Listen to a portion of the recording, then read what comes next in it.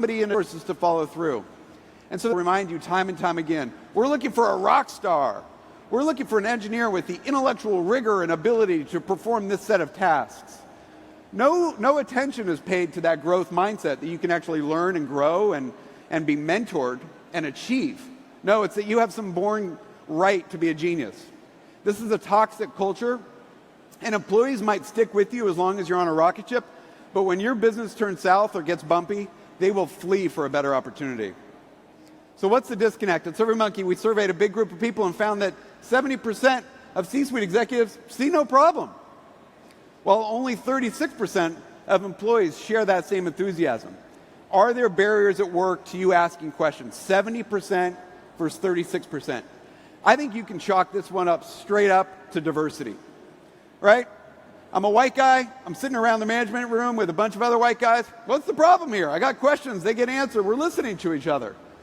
The broader employee population that's made up of a more diverse ethnicities, genders, sexual orientation, they don't feel heard. They don't feel like their ideas have a chance of getting running room. And that's going to be a big issue for those companies. So what is stifling curiosity in our companies today? We asked our respondents, and they said pretty clearly, 30% don't believe they're getting real answers. I have questions. I don't feel like management's hearing me. I don't feel like there is authenticity. 28% fear looking stupid. Over 40% in the UK and 60% in Australia say they have concerns about how they'll be perceived when they ask questions. So think about it. Glossophobia, I looked up right before the presentation, is the fear of public speaking. For many people, it's stronger than your fear of spiders or snakes or heights or even death. So if you work in a culture of genius where you know this non-diverse group of geniuses has all the right answers and isn't really looking for you to challenge authority, to challenge the norms, to ask questions which might carry some risk, you don't speak up, especially if you have a fear of public speaking and don't feel like being rejected. Who are we talking about serving? You know, as CEO of SurveyMonkey, I think I have three large constituents. First and foremost, it's my employees. The employees at SurveyMonkey are the ones who perform verbs. They code, they build, they sell, they market. Then you have your existing customers. These are the people who are keeping the lights on at your business. They're paying you for your product, they're paying you for your service. They demand a set of excellence from you and your team. And then you have your prospective customers, which companies big and small are constantly in pursuit of.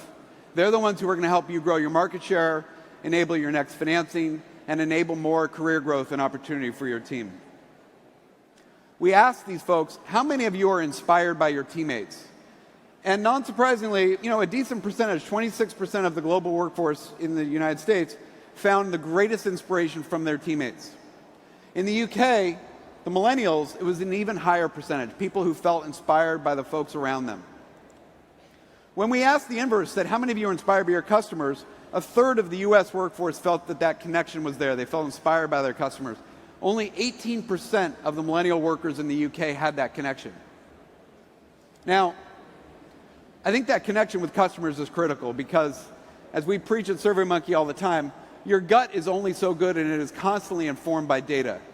Take one of the most customer-centric companies in history, Nike. The co-founder said, if you have a body, you're an athlete. There are 1.6 Muslim citizens in the world. Let's say 800 million of those are women. 800 million Muslim women. So Nike connected with its customers and created the Nike Pro Hijab, which debuted at the Dubai Fashion Forward. High accolades. This ad has been viewed on YouTube and other online sites millions of times. And they took great risks trying to identify with Muslim athletes, what is it that we can provide to help you? They went through a number of prototypes trying to get the feel and the different materials right. This product will debut in April, and while the revenues might be significant, the media accolades for Nike of just how customer-centric and in tune they are with the needs of their customers might be even more important. And I think it's just a good reminder to many of us that in our online world, that customer tie is going to be critical. So I would argue today that the culture of curiosity in your companies is what's going to enable you to thrive. It's going to enable you to be closer to your employees and closer to your customers. There's no magic bullet, there's no hardware solution, there's no cloud solution you can download, but there are 5 ways that we believe through our research will help you create a culture of curiosity. First and foremost, create a safe space for transparent Q&A. This can be online, it can be in town halls, quarterly, monthly. You are the leaders of your organizations, you have got to take risks. They'll tell you in law school, you never ask a witness a question you don't know the answer to. I would submit to you, you need to be willing to answer questions that you don't know the answer to. You've got to show some risks, some vulnerability, and let your employees get real with you. And that can be pretty raw or jarring from the guy who's used to wearing a tie and have a perfect coiffed hair all the time. Secondly, you hear about it, you read about it, you've got to hire a diverse team. The press, and I give Sheryl Sandberg a lot of credit for this, around the importance of gender diversity in the workforce, especially at the leadership level, is so critical today. Third, you've got to reward great questions. It's not only the questions that lead to innovation, you've got to celebrate the failures too. If the CEO is up there only boasting about the things that worked, he or she is missing the ones where we had a good hypothesis, we thought we had a great idea, we tested it, it failed. Let's celebrate that. Otherwise, your team's going to be unwilling to take great risks. 4, you've got to connect your teams to customers, as we just discussed with Nike. And then lastly, you got to get the context of the data.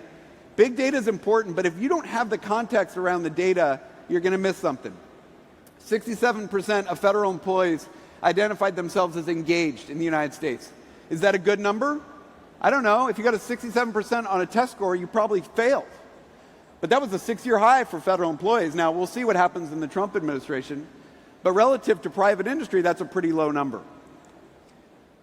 Fortune 1000 added 74 women to boards in 2016. Is that a good number? You know, on a gross number, it feels like a pretty healthy number.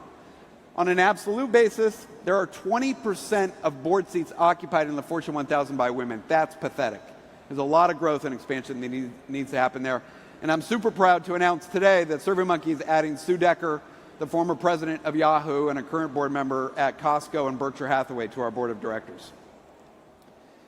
This Google Pixel ad has been viewed 7 million times in the last month. It's a really creative, fun ad. Is that good? It is good for an ad. Now, it's been dwarfed by the iPhone 8 ad, which has over 18 million views in the same period, but it's pretty impressive. So what I would leave you with is that marketing is not all about data science. Data science has been called the sexiest industry for the 21st century. It's super critical. But let's not forget the importance of the qualitative questions which inform data science. Tony Robbins is the inspirational business author, business coach, and he will tell you that the quality of your life is created by the quality of your questions. I'll repeat, the quality of your life is created by the quality of your questions. Let those questions inform the feedback you gather, the data you collect, and then importantly, what you do with the data once you have it. So what questions will you ask to take us back to the top? I'd love to hear from you. You can find me on Twitter, Facebook. What was the question which launched your company, your idea, that you're excited about? And then importantly, what are you going to do to cultivate a culture of curiosity at your company so that you and your teams can thrive? Thank you for your time. Enjoy your lunch.